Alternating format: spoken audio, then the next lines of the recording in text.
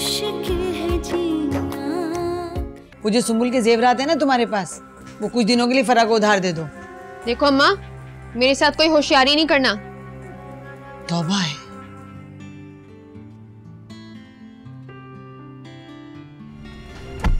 ये क्या कर रहा है? पागल हो गया तू? इस लड़की की जिंदगी अजाब बना दूंगा, जला दूंगा इसको। आपको हमारे घर में दिल लगाने की कोई जरूरत नहीं है। उम्मीद है कि आप मेरी बात समझ गई होंगी। नहीं, ये होटल से नहीं है, ये मैंने घर में खुद तैयार किया है। बहुत खुश नसीब हैं आप। जितनी आप खूबसूरत हैं उतने ही आपके हाथ में जायका भी है।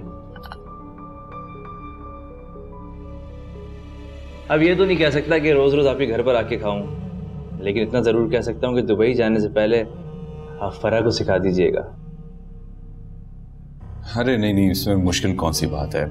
आप एक काम कीजिएगा, जब तक आप लोग दुबई नहीं जाते, आप जब चाहे आ सकते हैं हमारे घर पे। नहीं यार, भाभी को जहमत होगी। इसमें जहमत वाली कौन सी बात है, वो भी आपका अपना ही घर है। वैसे आप जा कब रहे? बस कुछ दिनों में जा रहा हूँ, कुछ घर बेचने हैं, उसके बाद दुबई चला जाऊंगा। और आप बताएं क्या चल रहा है?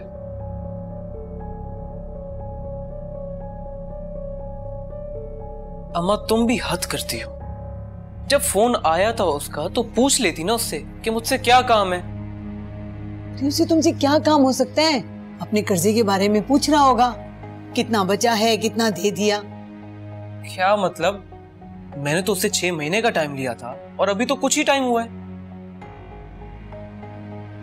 खैर, मैं देखता हूँ क्या करना है। देखो साहब, जो कुछ भी करो सोच समझ के करना। हुमायूं की आवाज बहुत गुस्से वाली थी। अरे मेरी तो बात का जवाब ही नहीं दे रहा था, बस यही कहे जा रहा था, साथ कहाँ है, साथ से बात करवाएं, साथ कहाँ है, साथ से बात करवाएं। तो गुस्सा करता है तो करे। इतनी दूर बैठकर वो सिर्फ अम्मा गुस्सा ही कर सकता है। उसके आने में भी वक्त है। ये घर अभी 4 साल तक हमारे पास है। परेशान क्यों हो रही हो? मैं कर लूंगा ना कुछ।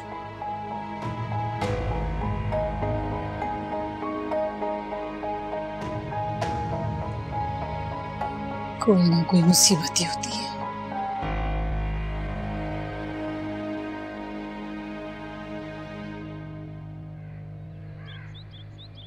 अस्सलाम वालेकुम अनम आपी। अच्छा किया आपने मुझे फोन किया, वरना तो मुझे लगा मुझे भूल ही गई हैं। छोटी बहन हो मेरी, कैसे भूल सकती हूँ तुम्हें।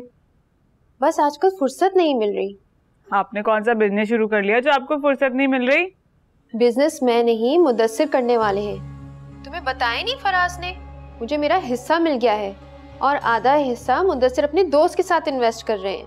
हाँ ये तो अच्छी बात है, लेकिन मुदस्सिर भाई को कहिएगा जरा ख्याल रखें, कहीं कोई पैसे खा ना जाए। पागल नहीं है मुदस्सिर, अपने जानने वाले के साथ कारोबार शुरू किया है। फिर हम भी फैसलाबाद शिफ्ट हो जाएंगे, वहाँ वो खुद ही संभाल लेंगे। ये तो बहुत अच्छी बात है। अल्लाह करे मुदस्सिर भाई का काम खूब चले। फिर आप दुबई आइएगा ना मुझसे मिलने? हाँ हाँ जरूर आऊंगी, लेकिन मैंने आज तुम्हें इसलिए कॉल किया है। अम्मी क्या दावत है, आ रही हो ना? सुनो, मेरा जेवर जरूर लेती आना। अम्मी ने तो मुझसे कहा था कड़े और चूड़ियां मेरी हैं। हाँ तो बुंदे और हार तो मेरे हैं ना, याद से लेती आना।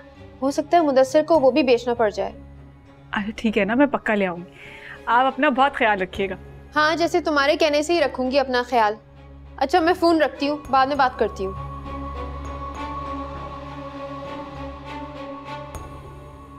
सिकंदर, सिकंदर, आप अभी तक सो रहे हैं? ये कोई सोने का टाइम है, जल्दी उठें। डिनर पे भी जाना है? अभी तो बहुत टाइम है डिनर में, चल लेंगे। कोई टाइम नहीं है, मैं तो तैयार हो गई हूँ अभी से। वहां जाएंगे, बातें बातें करेंगे। तुम बातें कॉल पे करती तो रहती हो पूरे दिन। मुझे कुछ नहीं सुनना, जल्दी से उठे। अच्छा नहीं लगता, फराज भाई की 2 दफा कॉल आ चुकी है। जल्दी से उठ जाए। अब आंखें क्या मल रहे हैं, क्या देख रहे हैं? जल्दी उठें, जल्दी करें।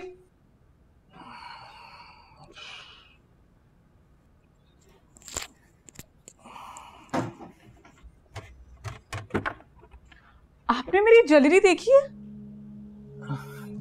कौन सी ज्वेलरी? जिसमें कंगन थे, चूड़ियां थी, बुंदे थे, पूरा सेट था। अच्छा अच्छा, वो तो मैंने अपनी मम्मी को दे दिया। मम्मी को भिजवा दी आपने, मुझसे पूछा भी नहीं? मैंने आपसे पूछकर ही भेजी, और वैसे भी वो यहाँ पड़ा पड़ा क्या करता, इसलिए मैंने सारा सामान भेज दिया। आपको बुरा तो नहीं लगा? नहीं, बुरा लगने की क्या बात है, लेकिन आप एक दफा मुझसे पूछ लेते तो अच्छा हो जाता।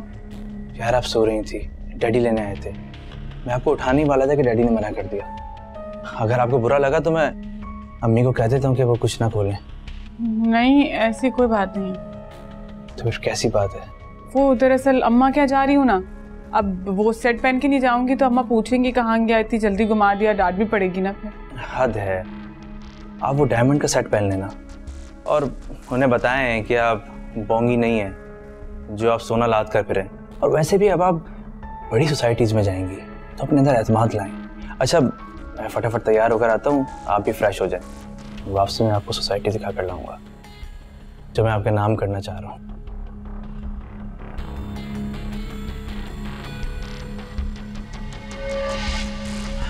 ना माफी को क्या कहूँगी?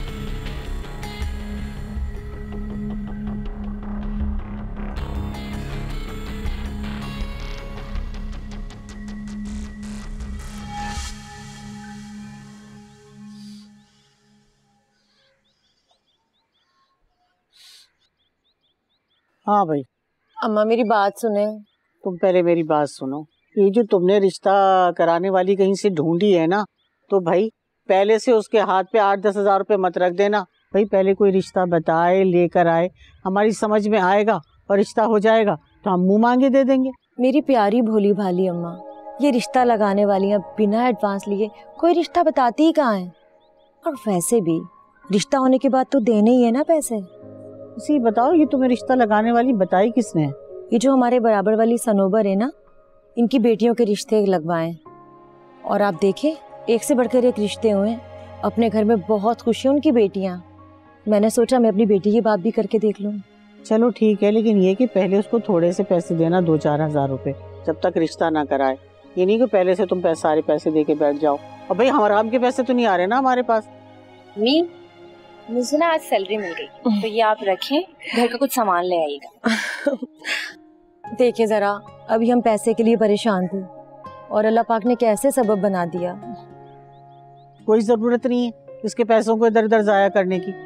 इसके तमाम पैसों से इसके जहेज का सामान आएगा। सुना तुमने?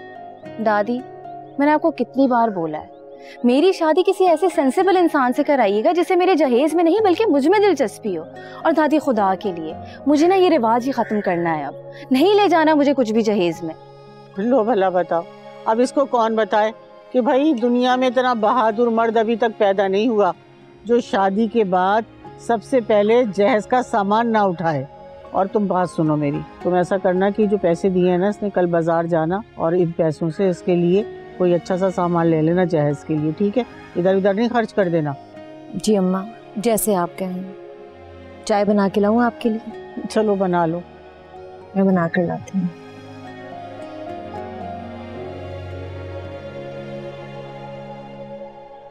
क्या मतलब? दुल्हन यहाँ बैठी है और जेवर दुबई भिजवा दिया? ऐसा कौन करता है भला? मैं आपको बता रही हूँ कि गोल्ड का जेवर तो सिकंदर को पसंद ही नहीं था, वो मुझे पहनने भी नहीं देते थे। जब पसंद नहीं है और पहनने भी नहीं देते थे तो उठाकर दुबई क्यों भिजवा दिया? बेवकूफ समझ रखा है क्या? हम अहमक नहीं है। झूठ बोल रही हूँ, मेरी बात पे यकीन नहीं है आपको? भाई उन लोगों को गोल्ड नहीं डायमंड पसंद है। और वैसे भी आहिस्ता बात करें, बाहर सिकंदर बैठे, अगर उनको आवाज चली गई क्या सोचेंगे कि हम लोग वो जरा से जेवर के लिए इतनी बहस कर रहे हैं। क्या जरा सा जेवर? अम्मा तुम क्यों गोंद लगाकर बैठ गई? बताती क्यों नहीं हो उसको? वो जेवर पूरा 22 लाख का था। अरे मैं क्या बताऊं, मुझे तो खुद फिक्र हो रही है कि इसकी सास वो बेच ही ना दे। डायमंड पहनने वाले लोग हैं, इतना बड़ा कारोबार है दुबई में, और तुम परेशान क्यों होती हो ना मापी? मैं कह रही हूँ ना, देखो मेरे पास बहुत अच्छा डायमंड का सेट है, मुझे सिकंदर ने दिया था, उसका ब्रेसलेट ना मैं तुम्हें देके जाऊंगी पक्का। मेरा दिल नहीं कर रहा था अम्मा इसको जेवर देने के लिए। सुंबुल से मांगकर मैं बुरी भी बनी और मुझे मिला भी कुछ नहीं। बस कर दो, तुम्हारे कौन से जहेज के थे? अरे फरा बता रही है, ये सब लोग दुबई में रहते हैं, वहाँ फ्लैट बना बना के बेचते हैं। वो तस्सीर से कहो सिकंदर से सलाम दुआ कर ले, हो सकता है उसे अपने साथ कारोबार में लगा ले। मुदस्सिर पे कोई गिरे पड़े नहीं है, हो जाएंगे सेट। और मुझे पता है कैसे अपार्टमेंट बनाते हैं। और जो तुम कह रही हो ना ब्रेसलेट देकर जाओगी, देखती हूँ तुम्हारा मियाँ कैसे गायब करता है ये ब्रेसलेट तुम्हारे हाथ से।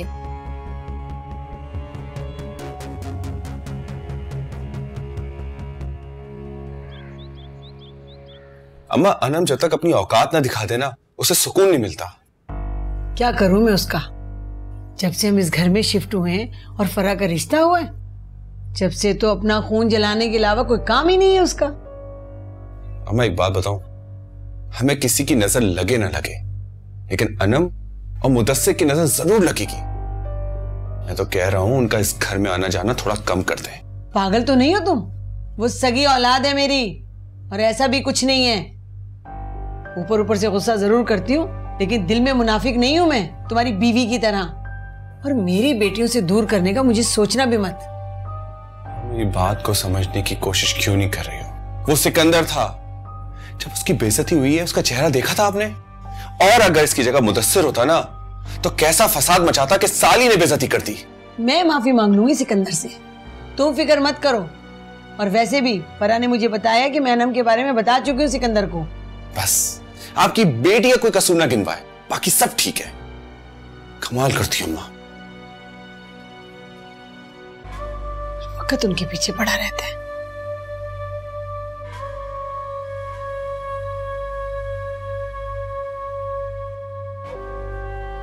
डैडी ने तो बहुत कम में बिजनेस शुरू किया था, खैर अब तो बहुत फैल चुका है। अरे माशाल्लाह माशाल्लाह, वैसे हमारा बिजनेस भी काफी अच्छा चल रहा है। चले आपके बिजनेस के बारे में भी सोचते हैं, काम क्यों नहीं करते आप? कोई एक अच्छी सी जमीन हमें भी दिखाएं। हाँ हाँ, जमीन तो मिल जाएगी, उसका तो कोई मसला ही नहीं है। बस 7-8 करोड़ रुपए लगेंगे। हाँ हाँ, तो इसमें कौन सी बड़ी बात है। आप जमीन का इंतजाम करें, मैं पैसों का इंतजाम कर लूंगा। अच्छा तो फिर सही है, कल मैं आपको पिक करके साइट दिखाता हूँ। ठीक है सिकंदर, फिर हम कल मिलते हैं। खुदा हाफिज। पैसा पैसा पैसा। फराज मेरे भाई, इस जमीन के काम में भी बड़ा पैसा है, बड़ा मजा आएगा देखना।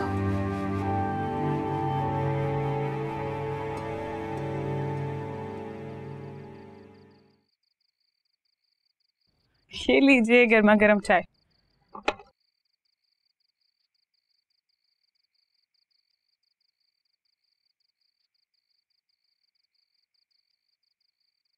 मुझे लगा उन्हें मेरा वहाँ आना पसंद नहीं आया।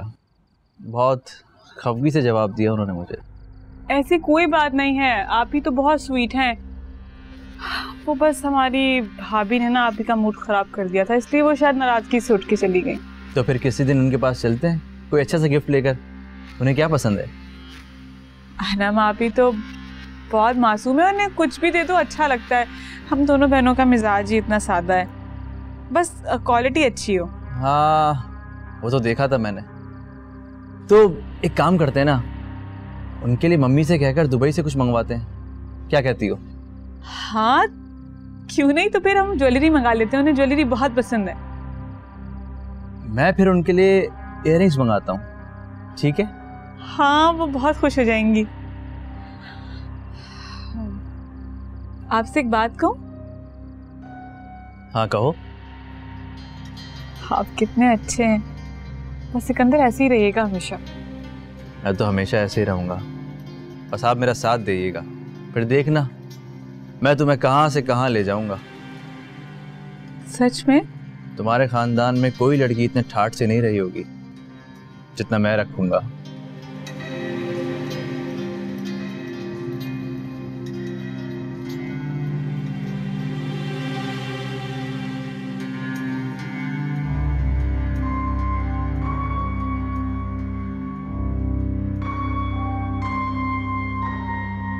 ये फराज दिन ब दिन अनम से चिढ़ता ही जा रहा है। 4 पैसे क्या ढंग के कमाने लगा, इससे तो बहनें खटकनी शुरू हो गई। मेरी जिंदगी में तो कोई मेरी बेटियों को कुछ नहीं कह सकता, भले बेटा ही क्यों ना हो।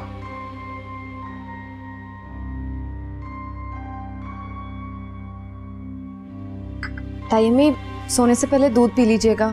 और आपने दवा खा ली है? अगर नहीं खाई तो मैं आपको दे दूं? मैं दवाई भी खा लूंगी और दूध भी ले लूंगी, लेकिन तुम मेरी बात कान खोल के सुन लो। ये जो तुम अनम और फरा के खिलाफ कान भर रही हो ना फराज के, बाज आ जाओ वरना मुझसे बुरा कोई नहीं होगा। लेकिन मैंने फराज से क्या कहा है? मुझे पता है कि तुमने क्या कहा है, मगर ये मत भूलना मेरा नाम जाज़बा है। मैं अपनी माँ जैसी नहीं हूँ जो बेटों को बेटी पे फौकियत दें। और मेरी जिंदगी में अगर किसी ने फर्रा और अनम के खिलाफ एक भी बात की ना तो मैं उसे छोड़ूंगी नहीं। बता देना जाके फराज को। ताई अम्मी, फराज को मुझसे ज्यादा आपकी जुबान समझ आती है, इसलिए आप खुद ही जाकर फराज से कह दें। हाँ तो कह दूंगी, डरती नहीं हूं मैं उससे। जाओ तुम यहां से।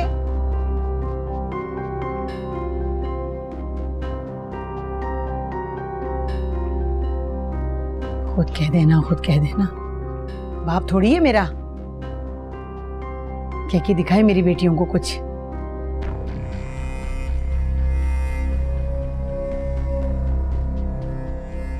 साथ का कुछ ज्यादा ही दिमाग खराब हो गया है। पहले 5-10 हजार में गुजारा कर लिया करता था, अब 50-60 हजार की डिमांड कर रहा है। इस तरह तो मैं मेहनत करता रहूंगा, वो सिर्फ अय्याशी करता रहेगा। फराज वो प्लीज अब पैसे मत मांगने बैठ जाना। पहले बहुत परेशान हूं, घर के इतने खर्चे हो चुके हैं। खर्चे तो बढ़ेंगे ही, बड़े घर के खर्चे भी बड़े ही होते हैं। और फिर फरा के घर रोज अच्छे अच्छे पकवान बनकर जा रहे हैं। हाँ तो क्या हो गया, पहले मुदस्सिर के भी तो नखरे उठाते थे ना हम लोग। और सिकंदर नया दामाद है, फिर दुबई चला जाएगा। खैर मुझे क्या लेना, मैं यहाँ पैसे मांगने नहीं बल्कि इजाजत लेने आई थी। किस बात की? वो मुझे नानी की बहुत याद आ रही है। हमें इस घर आए हुए 5 महीने हो गए हैं, ना उनकी शक्ल देखी है और ना ही आवाज सुनी है। और फिर फरा की शादी में भी नहीं बुलाया उन्हें। हाँ तो आप कल उनसे मिलवाने ले चलिएगा प्लीज। अगर आपके पास टाइम नहीं है तो मैं खुद चली जाऊंगी उनसे मिलने। तुम नहीं बदलोगी, मुझे लगता है कि तुम्हें ही बदलना पड़ेगा। क्या मतलब? मतलब ये कि अगर तुम नहीं बदली ना तो तुम्हारी जगह मैं किसी और को लेके आ जाऊंगा। भाई नानी बहुत पीछे रह गई है हमसे, और मैं पलट के देखने वालों में से नहीं हूं। मर गए ऐसे रिश्तेदार हमारे लिए। फराज, आप कैसे इस तरह की बातें कर सकते हैं? वो आपकी नानी है, सगी नानी, आपका अपना खून, और आप कैसे कह देते हैं कि मर गई? मेरी बात कान खोल के सुन रहा हूं। जो लोग वक्त से कदम आगे चलते हैं ना, बुलंदी उनके कदम चूमती है। और जो वक्त को बार बार पलट के देखते हैं ना, वो जिंदगी में हमेशा ठोकर ही खाते हैं। ठोकर खाने से अक्सर औकात अक्ल आ जाती है, इसलिए पलटकर देख लेना चाहिए।